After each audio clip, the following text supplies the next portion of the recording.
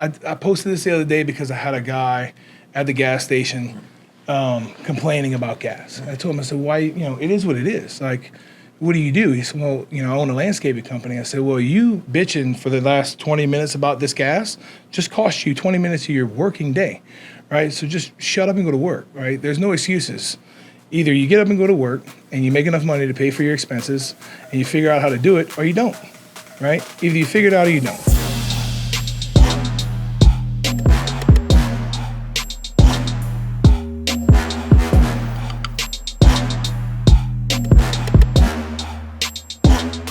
Guys, welcome to the podcast room, live and unscripted.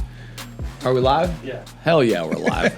I'm here with two beasts in the room, Mike the Hammer and Jacob Guidry from Tree Guardian. Man, it looks like I'm going to need a guardian in here, guys. Oh, hey, nicest guy you ever met. That's right, guys. Teddy bear. Yeah. Hey, Jacob Guidry has a multi-million-dollar tree service, and one thing I love about what we're going to unpack in this episode is, carrying this, raising the status for blue collars. People always look down on maybe roofing or roofer, and maybe I was ashamed that my dad was a roofer, and you're growing up as a second-generation person, saying that you want to build your business and make it better so that your kids are going to be proud to be a part of it. That's right. I think that's one thing that in this journey to build $100 million tree business, it's going to be exciting about our conversation. So welcome to the podcast, my man. Thanks for having me, dude. This is going to be awesome. If this conversation is good during the podcast, it was before the podcast, guys. We talked about fighting. This guy's from the area of Dustin and Tim Crater. Two of the guys coming to the conference talking about the similarities between fighting and contracting, but how really the storm business is a war business. And in trees, in Louisiana specifically, there's been multiple hurricanes, and it's like it's been an ultimate war zone. So how's the tree business like a war business? Well, when you look at it, I mean, what does a war zone look like? I mean, what's going on in Ukraine right now? Yeah. Right? You see the videos and the pictures and everything. It's devastated, right? So when you walk into a hurricane situation, what is it? There's shit everywhere, right? The houses are torn apart, the trees are everywhere, the power lines are down. So it's a war zone, and you got to know how to navigate that war zone. One, to stay safe, right? Why do we do everything? We want to make sure our clients get taken care of, right? But I'm not bringing anybody home in a body bag. So my number one thing is, how can I keep my guys as safe as possible? It's one of the reasons we got all these cranes, right? So, but navigating that and learning how to be proficient at what you do is great. Oh, it's easier said than done. You're literally a warlord out there. You're taking huge risk, and the thing about it is that when you're pouring money into a community and you're faced with this crazy environment of chaos, a lot of people second guess themselves and can't make it. And what happens when the guy's out there and they just can't handle it? Well, most guys, they'll see the money we make, right? And they'll see, hey, look, guys, Jake drives the $125,000 truck, and he's got this and he got that. Well, we put our ass on the line a lot to get to those spots, right? And I've seen a lot of tree services and a lot of guys that think that it's easy, go out there and one, either get hurt or killed, or two, they'll lose their ass and go bankrupt because they're just not prepared for it. Before I hit my first major storm, I had $250,000 in the bank, right? To make sure that I had enough money to cover anything that breaks down, anything my guys might break, anybody gets hurt, if anybody needs anything, I was covered, right? I wasn't going to sit there and be stressed out, hey, where do I find the money to pay for fuel, right? Because fuel is super expensive. We were paying $9.22 a gallon to have fuel shipped in during Hurricane Ida, right? Because I wasn't going to drive 3.5 hours to go get fuel. So we lined it up to get it brought to us. Nice. So what's different about how you do business than your previous generation? So previous generation, my dad, he 40 storms at least, right? He worked every storm from Hurricane Andrew, every hurricane, every tornado that hit, right? He just did it, and he just did it. He learned on the way. So I've taken all of his knowledge and I've figured out, okay, this is what to do, this is what not to do, right? And we've really streamlined the process, right? And then after meeting Mike and learning how the roofing industry has banded together and done certain things, I've taken that knowledge and now implemented it with what we do. Yeah, he's a master connector. And tell us about what happened in Lake Charles. Because we were actually, if you rewind in time, you go back and you look back at we were out there chasing in Lake Charles. We were in an RV park, and he was actually working with a completely different roofing team. Mike was. We were in the same RV park, and what happened, Mike? Yeah, man. So I was in the Woodlands. Lake Charles got whacked. All of a sudden, I think I'm Mr. Cool Guy. I'm running to Home Depot. I'm getting everything for the hurricane. I have my little headlight on, and I'm ready to roll. I got my satellite phone, and all of a sudden, we hit the hurricane, like you said, Jake. And it's like you think you're going in there to write a bunch of contracts, and that's not the case. Like, literally, you're going in there and you're pulling people out of houses. People. The first house we saw driving into Lake Charles, the lady was literally barricaded in her home, and we had to pull the gates out and basically get up on the roof, and we're falling all over the place. We're tarping the thing for obviously we wanted the contract, but we also wanted to help the people. And so what happened was what I realized, and this is where you come in, Jake, is like what I realized is for people think rush to the storm, that's the best thing you could do, but ultimately it's not the best thing to do. It is to get there, but it's the best time to network and really help people. And by helping people, is how I kind of ran into Jacob. So we're running around. How'd y'all meet? Huh? How'd y'all meet? So that's what I was getting to. Go ahead. Mike rolls up. So we're doing a tree job in Lake Charles, and I've got my guys on the, they're on the roof, and this is before I had cranes now, right? We used to do all this with no cranes, very dangerous. So we had a lift or whatever. So my guys are on the roof, and we're cutting the tree off the roof, and Mike rolls up in this truck on the side of me, and I'm yelling at my guys because the chainsaws are always going. So people might think that I'm talking real loud. I got to get my point across, right? So I'm yelling at my guys. Mike hops out of the truck, and the first words he says are screaming at all of his guys to get up on the roof. And I look over at him and it's like, man, we're going to get along great. Because I don't get offended when people want to talk loud. Look, man, you talk as loud as you want. This ear's deaf anyway. So nice. So, but yeah, Mike, we'll get along great. He was blocking the whole street. Let's be clear. And I'm like, dude, we got to get through. Nice. So yeah, no, we ended up doing every house in that neighborhood, pulling trees off our houses, off of pools, off of cars, and everything. And then Mike ended up, we got together, and Mike ended up signing up those jobs, right? So it's like one after another. Well, there's a little more to it. Yeah, so we connected, and Jake already had been in the area, so he had all the relationships. Yeah. That's the truth, with all the most prominent people. And so we kind of put it together, and that's what I was kind of asking about. We had thought that there was a process between one deductible versus two deductibles. Correct. Explain that. Yeah, so that's what we thought. Yeah, once you pay your deductible, right? Once you pay your copay you go to the hospital, you pay your copay. That's it. Your copay is paid for the year, right? So unless there's multiple hurricanes and multiple incidences, you might have to pay two deductibles. Once you pay the deductible, say to me, then you don't have to pay it to the roof, right? Yeah. Right? Or if I don't say waive the deductible, right? We don't have to collect the deductible. We can do it without doing that, and we bill the insurance directly, and they pay us with no problem. We've really found the numbers where they're happy with it, and we still make phenomenal money. And the homeowners get it done quicker, which makes it It makes it faster for the roofers to get up on their tarpers and everything. So we've really that's the two ways. You basically either make them pay cash, correct, and that they call how do you put it? Well, pay the deductible? Or yeah. Pay, yeah. There you go. See, that's it right there. That's it. That's pay the deductible. Pay the deductible. That's it. And so you collect the total amount of their deductible? So we do. Some storms we do. We've actually figured out a way to not have to because as a mitigation company, we don't have to right now. But we didn't know that back then. No, so we what didn't. happened, this is what happened. So next thing you know, he's got all the prominent relationships. I'm screaming to my guys, we connected. He's like, hey man, listen, here's the deal. Tells me that. And next thing you know, we're going to the most prominent people in Lake Charles, all the biggest houses. And my team from Woodlands had a good name at the time. Everyone wanted to do business with us. So literally he'd walk in, say, hey, sign the contract, and boom, we're signing the contract because of that. Yeah. And he's the first guy there and has the relationships. We did almost 300 deals. Oh yeah, within a couple of days, 3 weeks. Yeah, I mean it's a couple of days. That's it happened fast. So after that though, what I realized is I never had this connection, right? And I realized, man, there's something about this roofing industry that I need to be a part of, right?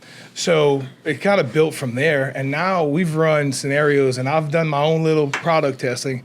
If a roofer is standing next to me or one of my salesmen at a storm, it's a 98% guarantee that you're going to sign that tarp. You're going to get the roof, right? Because whenever I'm Captain America and the Hulk. That's right. And you got the Avengers. That's right. What about the Avengers? Let's hear about the Avengers. Oh man, so we got into the crane game, The crane game. That's right. I'm a big Avengers fan, as you can tell. I see it, man. Me too.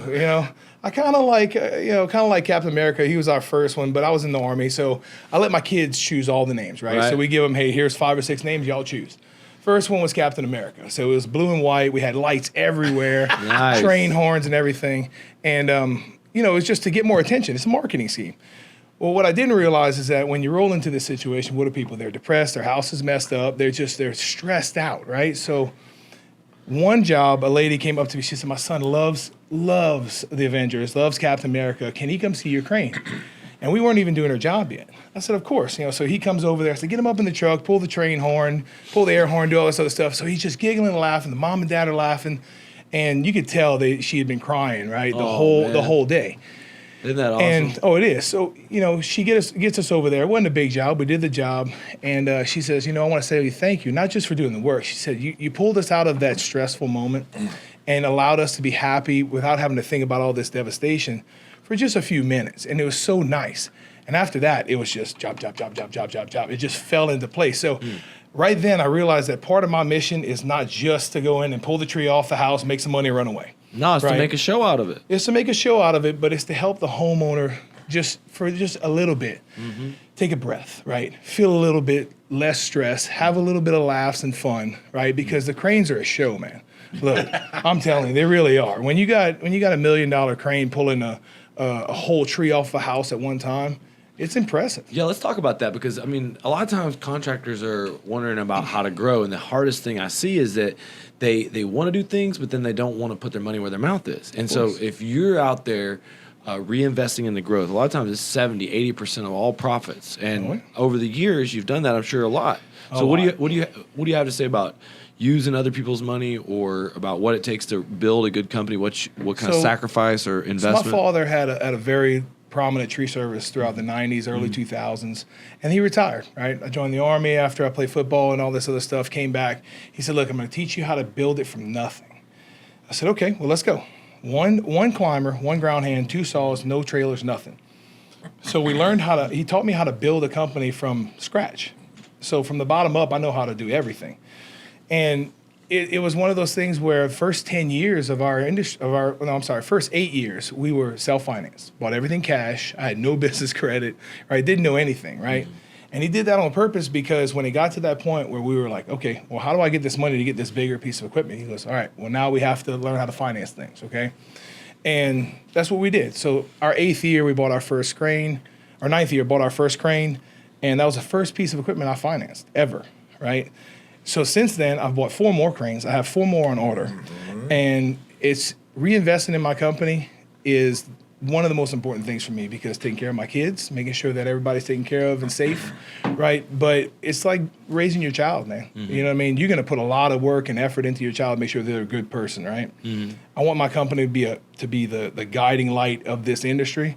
And it has been. It's been really awesome to see it really progress. And a lot of thanks to this guy sitting next to me because he's put me in front of a lot of good people like yourself that have helped me get my name out there, get the mission out there because it's not just about. Hey, dude, you got to tell your story, dude. You're doing it well. You're wielding it like a weapon, and I think it's very important that people see the story that's happening.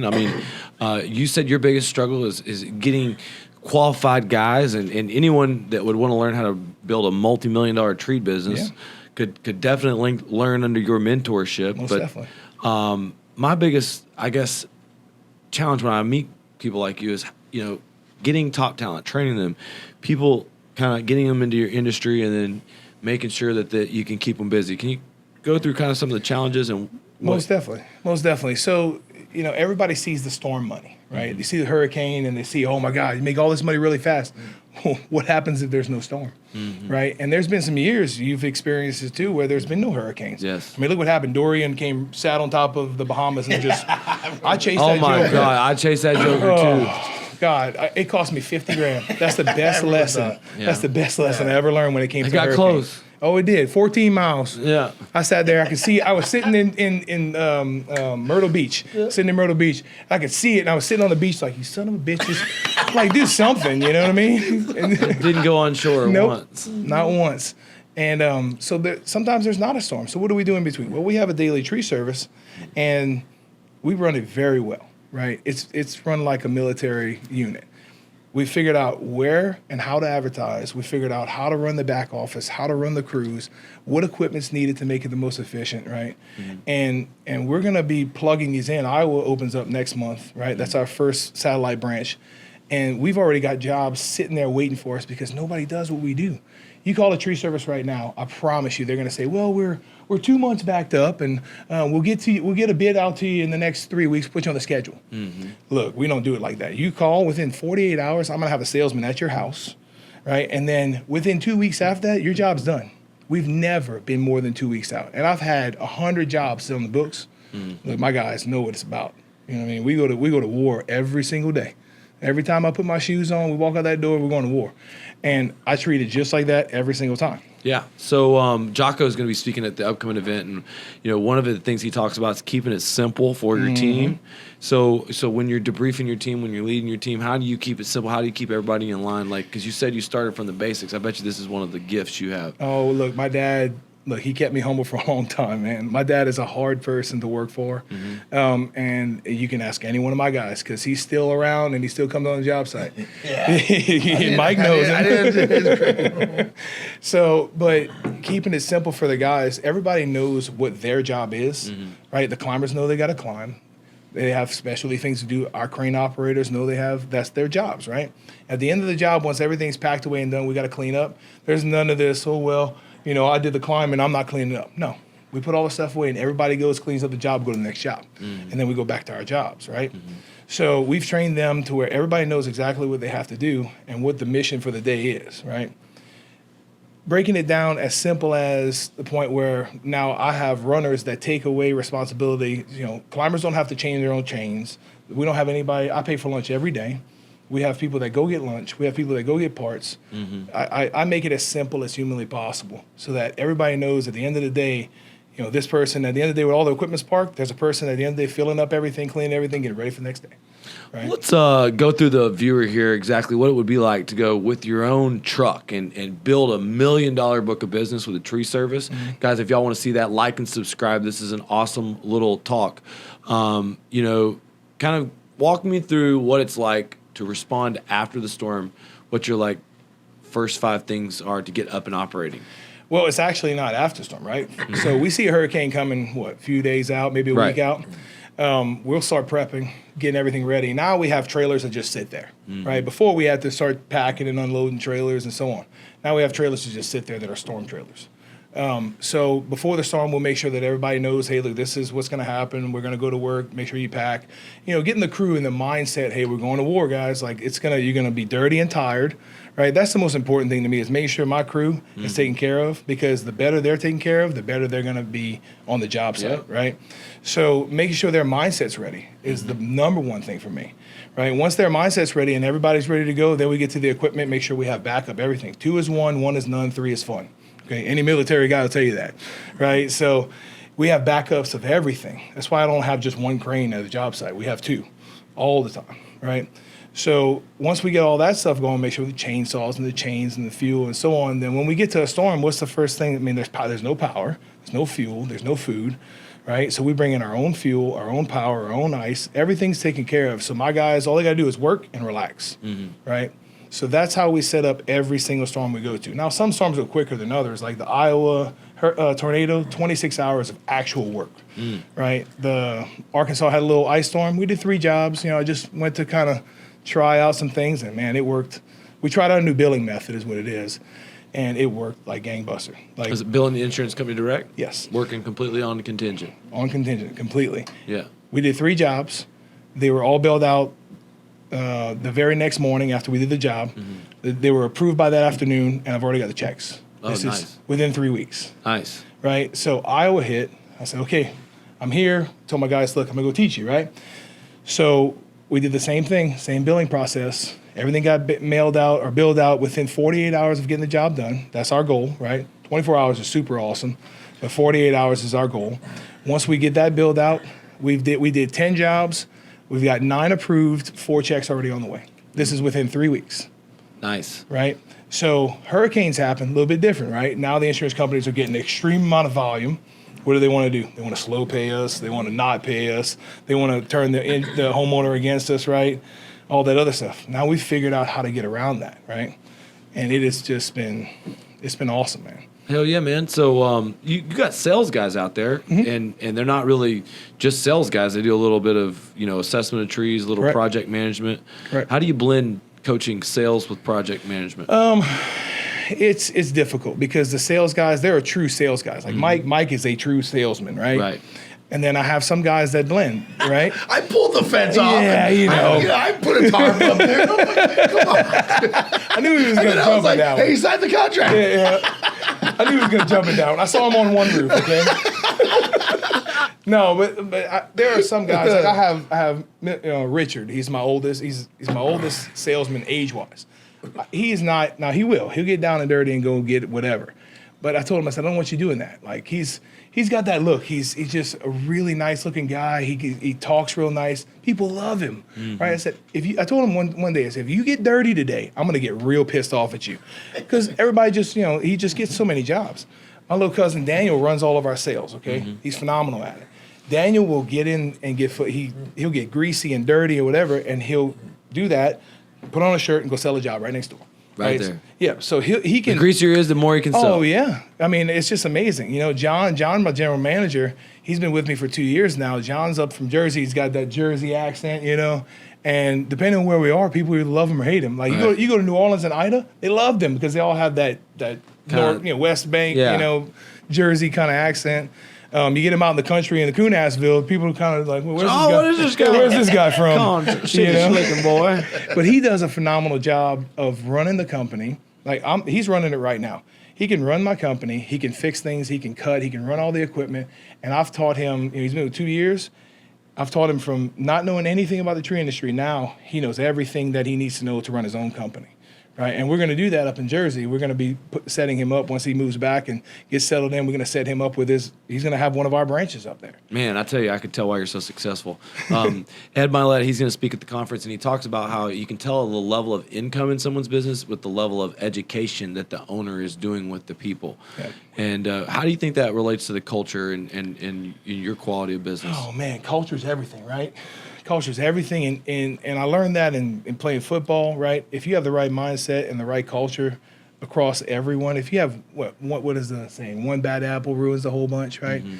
If your culture is set to where everybody knows, hey, look, this is what we're doing, and everybody's on board, man, life's so much easier, right? Mm-hmm. So I try and create a culture that lets my guys know, look, we're going to take care of you, right? Mm-hmm. If I got to go drive 10 hours to find something to make sure that you're taken care of, I'm going to send somebody or I'm going to go myself. Right, and I'm not going to spare any expense to make sure that you're comfortable. Hurricane Ida, we had 2 trailers on order. They didn't come in, campers, right? Most tree guys sleep in their freaking trucks. So I couldn't find my campers didn't get there. What did I go do? I went straight to the camper site. The guy didn't have no power. I said, look, I'll give you cash. What do you want for those 2 right now? Because my guy's been sleeping in the truck for 2 days, right? I said, I'm not doing this to them again. So these campers weren't even ready. We got those over there. We brought 2 generators now from Tennessee, right? Got those over there and got my guys comfortable. The next day, man, they ran through 10 jobs like it was nothing.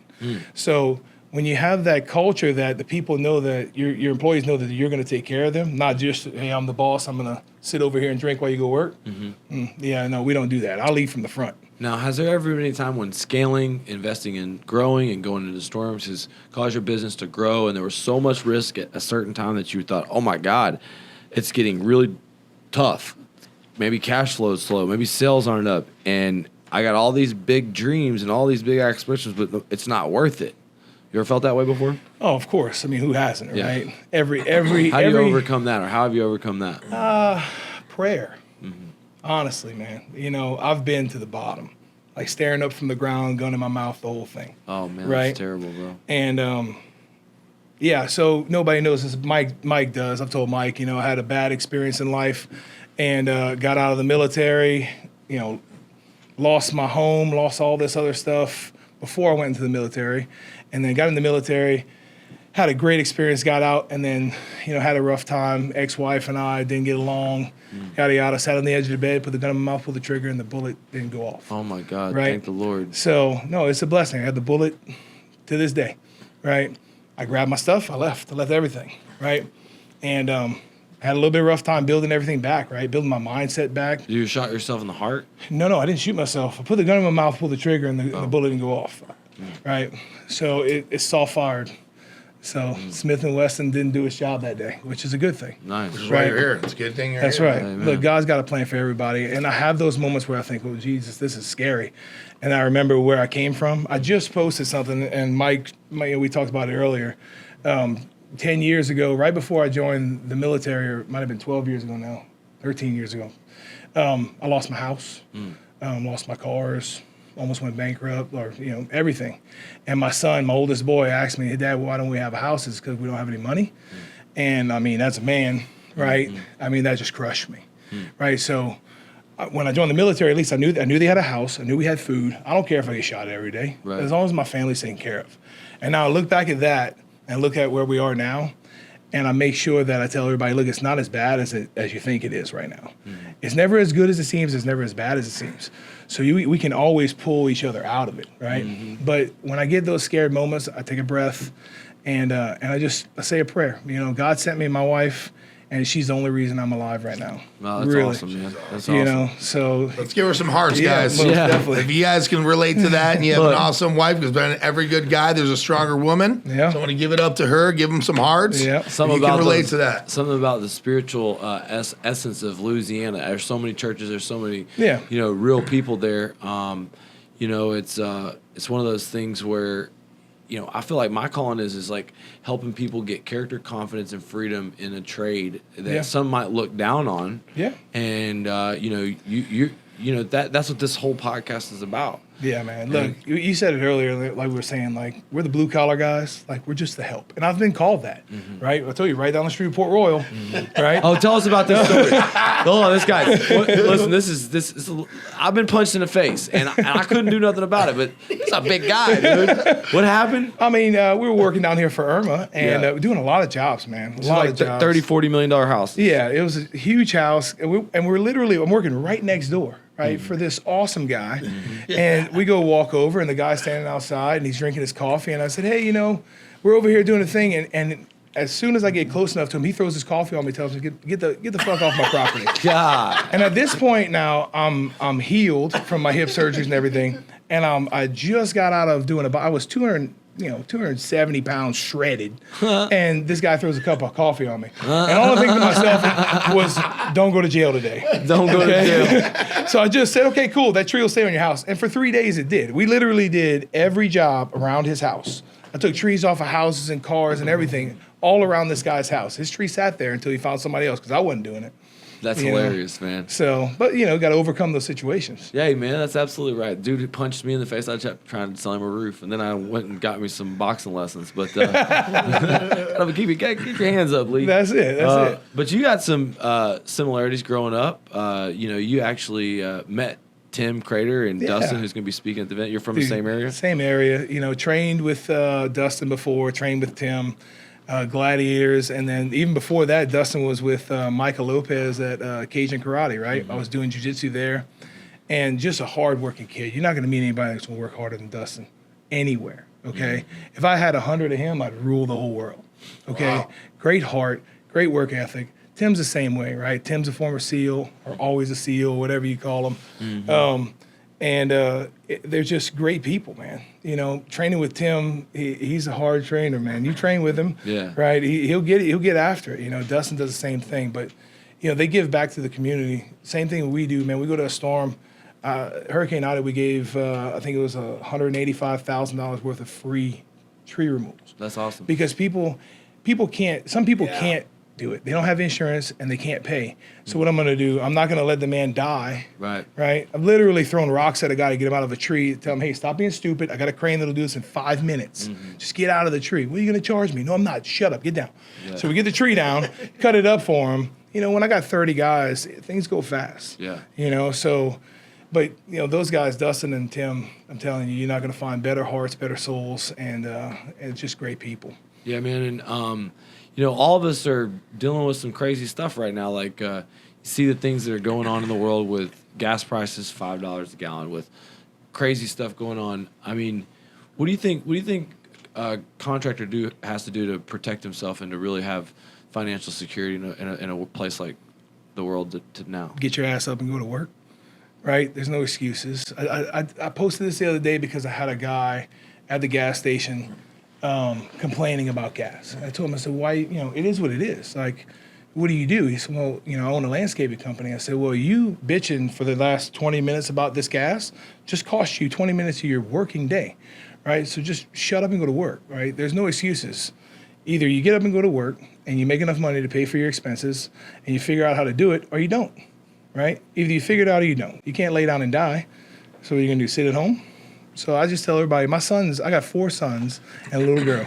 And my little girl is gonna be a small dictator one day, let me tell you. But I teach my boys, like, look, daddy can't do it for you all day, every day, right? My dad told me the same thing. You gotta stand on your own 2 feet at some point. So either you're going to make excuses as to why this didn't happen or why somebody else didn't do this for me or how this didn't work out because of so-and-so. You listen to Jocko, right? Mm-hmm. Extreme ownership, man. It goes back to me, right? And I take ownership in everything I do. If my guy breaks, like today, they grabbed a dead limb, he put it down, a limb flipped up and hit some fascia. Well, yeah, that's my guy that did it, but it's my company. Mm-hmm. So what do? I have a carpenter on call. That's when I call, his job is to get there now, right? So he fixed it now. So we don't make excuses. We just make solutions. So one of the things you said to me when we were driving here, which was really, really impressive, and it's kind of what you brought up, it's like using the availability of leverage to build the business. Yeah. And I think that was a big crossroad for you. When you're like, hey, I'm going to buy the next train, I'm going to buy the next train, even though you might not have the cash to do it, because your dad ran that business with cash all the time. So what was that trigger? Because I think it's a huge thing, because now you're going to have trucks strategically, guys, military style, all over the country, so where you can mobilize to a storm within 6 hours. But a lot of guys I talk to don't understand the ability of leverage and why it's important. And that's what you're saying. Like, listen, in this day's economy, you have to use every tool available, is what I tell guys, to get to the level that you need to, or at least to protect your current assets. Most definitely. Look, I could sit at the house, have my normal little tree service, and be just fine, live a nice, easy life, right? Mm-hmm. But I feel called to something bigger because people measure success in a different way, right? You might measure success differently than I do, differently than he does. I measure success in a way that I know my family's taken care of. If I die right now, my company will keep on rolling, right? I have redundancies in place. But I also measure success about who I bring with me. Who can I help to get out of a spot? The gentleman that's going to be running our division in Iowa, he's an awesome guy, phenomenal. He works 3 jobs. He takes home $3,000 a month. Oh, yeah, he told me a story. It's a great story. A month, okay? Phenomenal person. And he's part of our family. We met, last year at one of the motorcycle events, and just great guy, right? And he's got great people around him. But now I'm able to give him the ability to take home $30,000 a month or more, right? He didn't even know it yet because we started in just a couple of months, not even a couple of months, in 1 month. But, he made 17 or 18 grand in 20 hours. He'd never seen that kind of money that fast, right? So that's what I want to do, is I want to take these guys that really deserve this shot, and I'm going to make it happen for them, right? Absolutely. I've got the network, right? The people that I know. We've got the equipment. We've got the relationships with the manufacturers. The next 3 cranes that come out of BIK are mine. Yeah. Right? And I'm going to make sure the next 10 after that are mine as well. Nobody else can get one. And if you were thinking to get into the tree business, or you were already in the tree business and you wanted to scale big with you, how would you do that? Just get in touch with us. TreeGuardianLA.com, right? You can get in touch with us there.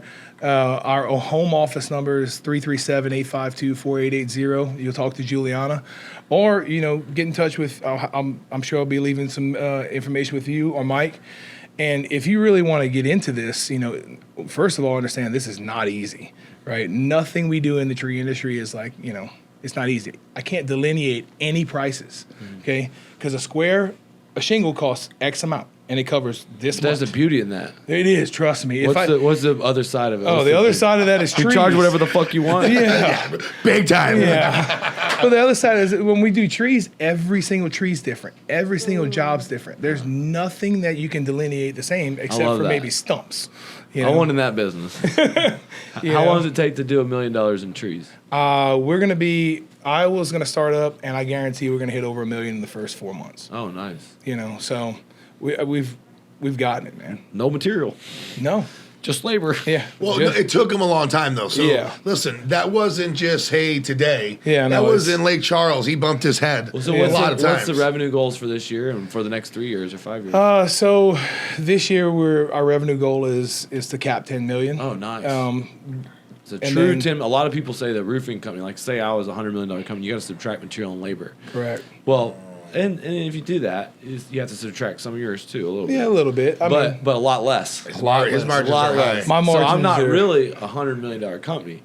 I'm really, a $40 million company, give or take. Yeah, don't you scoffing at $40 million right now. Hey, but also, I'm carrying on a generation. I also had good training. Amen. And that brought me. Who was your best coach or teacher? Oh, my dad. Oh, wow. 100%. Right. My dad is he supported me my whole life. And he's taught me everything I know how to be a man. He's taught me everything I know about work, about the tree industry. Don't get me wrong. He is a tough man to deal with. And that's a good thing, right? Mm-hmm. Because I wouldn't be the man that I am today without him. But, and I wouldn't run my company this way if it wasn't for him. But I've taken his knowledge and I've compounded on top of it, and now it's even for him to say good job, he'll say it. But for any advice for people that are working with family, like don't drink too much at night.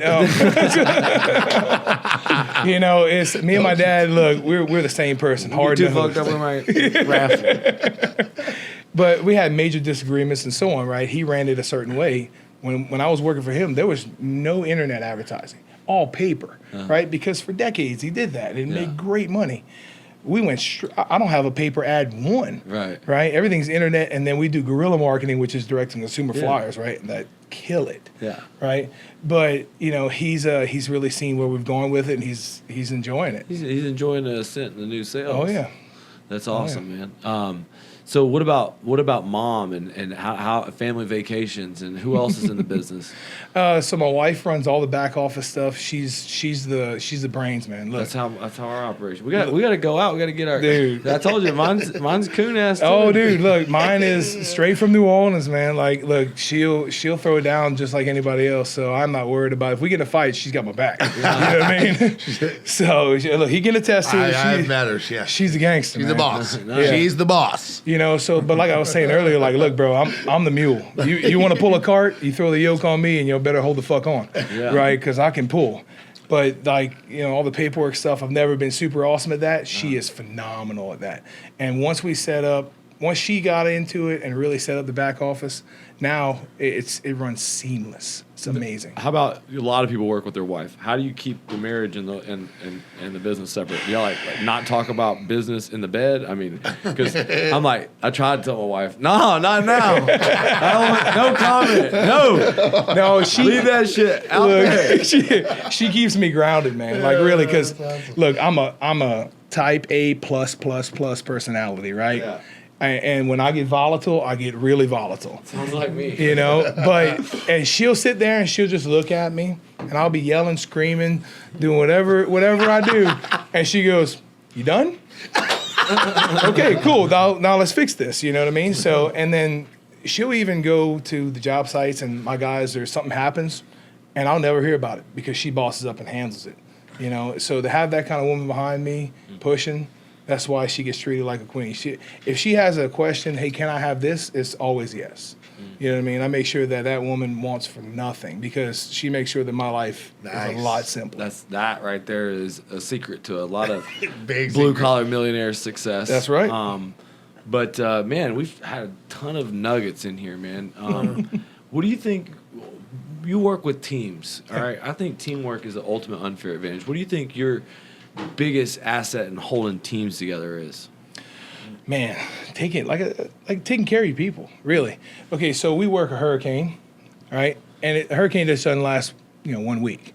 So the second Sunday of every hurricane, first Sunday we always work. I believe that we should rest, right? And the reason we do that is because one storm, Hurricane Irma, we came down here. The second Sunday we worked, we had a major incident. A guy almost died, right? and we had been working 18-hour days every day. And that second Sunday, he made a cut with a limb with compression on it, fell back, and the saw actually filleted the back of his neck. We thought he was dead, right? And he didn't die. 110 stitches internal, 72 external, and he came back to work 6 months later. He still works for me till this day, right? Man. And one of our climbers, he's a phenomenal guy. And just after that, I figured I need to kind of maybe make this a little bit safer. So we got to the point where we got the cranes much safer. But the second Sunday of every hurricane now, or any big storm that we work, it could be a tornado too, we take off. I bring in cooks. I bring in a barber. If there's a masseuse or a bunch of masseuses I can get, I bring them all in, right?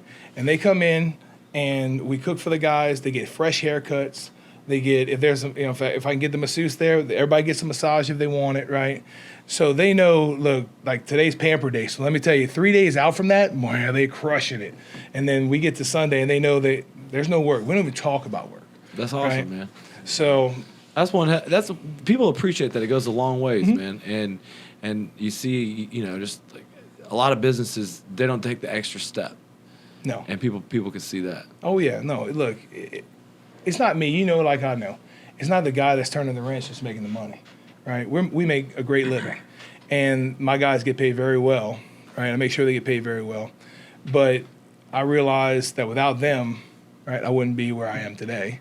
So I make sure that they know that I appreciate it, right? So, that's one way that I give back. And I teach all my leaders, all my foremans, everybody, like, yeah, these guys might screw up every now and then. They might break a fence or something. Yeah, we get mad at it, but be mad for a couple minutes and then get over it and let's get back to it. It's a mistake. We fix it, right? Nobody died. We can fix it. There you go. That's what we do. There you go. So in a perfect world, you hook up, you have roofers that are kind of partnered up in key locations. Here we go. What's the master plan? Here we go. Well, this is all the pain. This is all the pain, guy. You can just slap me now. Yeah, ask Mike about the first roofer experience I had.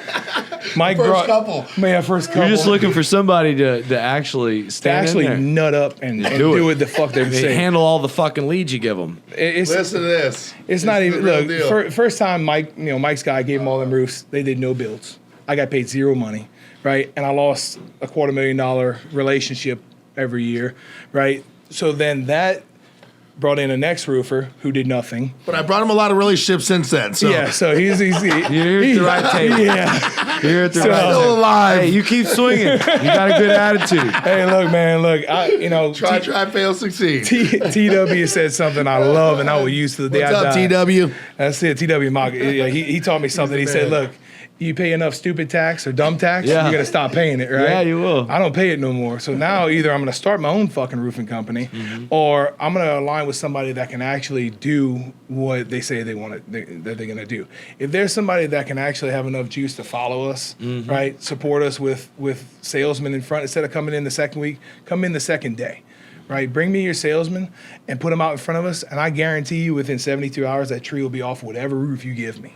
Right, I'm telling you. So, well, I was the one intercepting the storms, just like you. Yeah. We documented it. We were out there immediately afterwards, and that in and of itself takes a lot out of you because you don't just like go into the storm for the 2 weeks afterwards.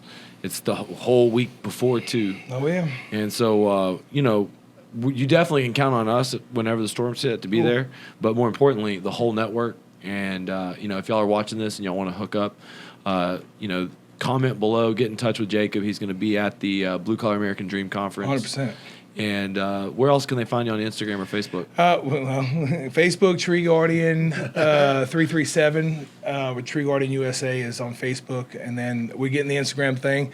I'm learning more. The Instagram thing is important, dog. We'll get you set up. I'm learning about the TikTok stuff. And all we're getting all them things all wrapped up for this man because we help all contractors double, triple, quadruple sales, build an unstoppable blue-collar brand. And most of y'all have trouble getting leads, salespeople. You get choked up because you're handling everything in your business and you duplicate yourself. That's what we help everybody do. We're going to get into detail about Jacob's business, but it's an awesome podcast, bro. Yeah, This has man. been Yeah, I appreciate a lot of it. bombs dropped. Most And definitely. there's going to be some tree people that love this, some contractors. Dude, there are so many different places that this really benefited folks from. But thanks for coming here, man. Too Really easy, appreciate brother. Is it. he the first tree guy on Yeah, the podcast? first one, Guys, man. if you're a tree guy, give this guy some hearts. Yeah, He man. can relate, give him some hearts. Let's get this guy Look, some hearts. I told First you- tree guy on the podcast. I'm gonna be the first tree guy with a private jet, and I'm telling you, I'm gonna be the first tree well, service. that's just because you met TW Mock. Dude, We got to get TW in here. TW, Tad Dude. Recovery, where you at, Big T? TW told me to slap you when I got here. By the way, he said, "Tell Mike High, slap Lee." Little fucker. But no, he showed me a whole different way like of doing it. things, man. So, but I want to see people succeed like that, and I want to be able to, Chris Randlett showed me something as well. He brings all of his guys down here to Florida. Yeah. Right, and For his they- Chris company party. Yeah, exactly, His backyard, right? he does How badass. awesome is that, Dude, man? Chris is the Well, only Chris guy. is one of your clients. Chris came to my fight. I did Yeah. a cage fight in Fort We love you, Lauderdale. Chris. He came to it. He's awesome, dude. He Yeah, let me dude. stay at his house. He's a beast. Yeah. Chris and Cody. Yeah. Awesome dudes. Yeah, Awesome. that's a father. Him and his son work That's a together sick too. team. Yeah, Right. they've been on this podcast twice. That's awesome, man. So, all right, guys. Till next time, we'll see y'all. Cool.